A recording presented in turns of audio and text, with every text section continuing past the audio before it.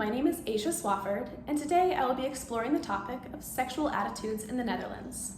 This is an area of personal interest because I plan on pursuing a career in the realm of sexual health education.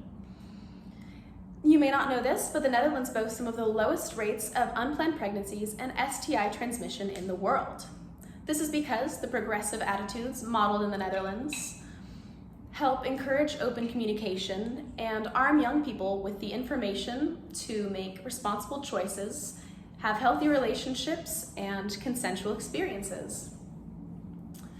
First, I will go over the formal education introduced in schools. Next, I will discuss how parents view this and discuss sex in the home. And finally, I will explore how these influences add up to create a sex-positive culture. Sex education begins in kindergarten in the Netherlands, around age 4 and 5. While this may seem young, no explicit references to sex are made, and instead the focus is on bodily autonomy, or allowing children to understand the right to their own body. Children also are introduced to the subject of boundaries and how to uphold their own boundaries, as well as respecting the boundaries of others. At the age 7, children are given the correct terminology for the different parts of their body, including the genitals. This is an important and often overlooked step in guarding against sexual abuse. As one teacher put it, the goal is that by age 11, children are comfortable enough to navigate pointed conversations on reproduction, safe sex, and sexual intimidation.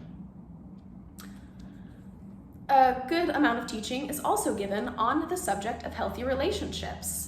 And teachers often pose questions to encourage critical thinking around subjects such as expressing your feelings of attraction appropriately, how to communicate honestly, and how to navigate consent. So how do parents feel about all of this?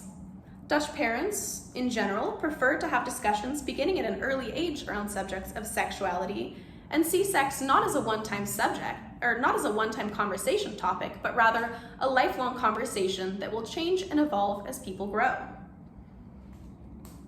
Because the Dutch parents are willing to have open, straightforward conversations, it allows children to build trust, and they feel more confident later on coming to the adults in their lives for practical advice because they feel like they will be less judged and they know that their autonomy will be valued.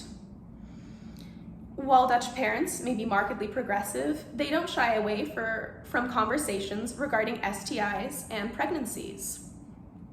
Dutch parents acknowledge the reality and the necessity of protection and contraception. However, they also acknowledge that sex is a healthy part of romantic relationships and that sex is a part of life.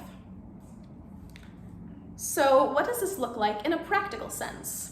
It's a common misconception that introducing people to topics around sex at a younger age will encourage them to take part in sexual behaviors earlier. However, these fears are largely unfounded, as teens in the Netherlands have been shown to take part in sexual activity at similar ages to teens in the United States. The primary difference is that teens in the Netherlands report overwhelmingly positive first sexual experiences. A study conducted by the Duke Center for Global Reproductive Health found the Netherlands to be those in the Netherlands to be the very top users of birth control worldwide, with 9 out of 10 teenagers using some form of contraceptive during their first sexual experience. This leads to much lower STI rates, as well as unwanted pregnancies, which in turn means much lower abortion rates. Here you can see how the Netherlands stacks up in a worldwide perspective.